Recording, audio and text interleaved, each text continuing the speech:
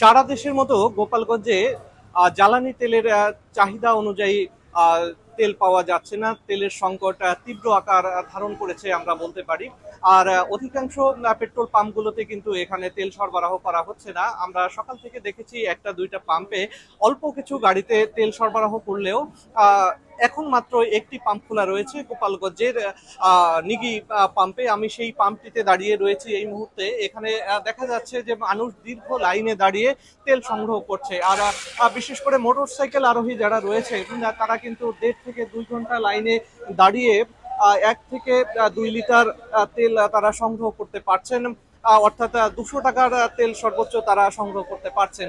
অন্যদিকে আমরা দেখেছি এখানে যে আহ, স্থানীয় গাড়িগুলো রয়েছে এবং প্রাইভেট কার রয়েছে, সেই কারগুলোতে তারা 4 থেকে 500 টাকার তেল সংগ্রহ করতে পারছেন। তবে দূরপাল্লার যে পরিবহন রয়েছে সেই পরিবহনগুলোতে আমরা দেখেছি যে তাদের চাহিদা অনুযায়ী তেল তারা পাচ্ছে।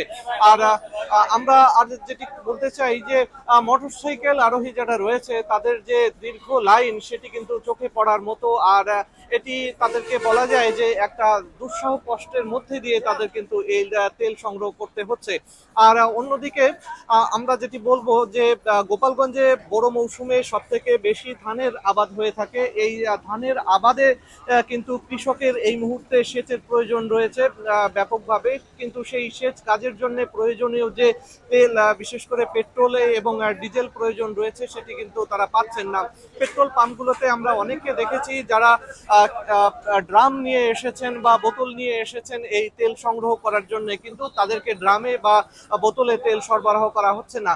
কৃষকরা আমাদেরকে জানিয়েছেন তারা যদি এই তেল ঠিক সময়ে না পেতে পারেন বা না পান তাহলে কিন্তু তাদের যে এই বড়ুর উৎপাদন অনেক ক্ষেত্রে এটি কিন্তু ব্যাহত হতে পারে।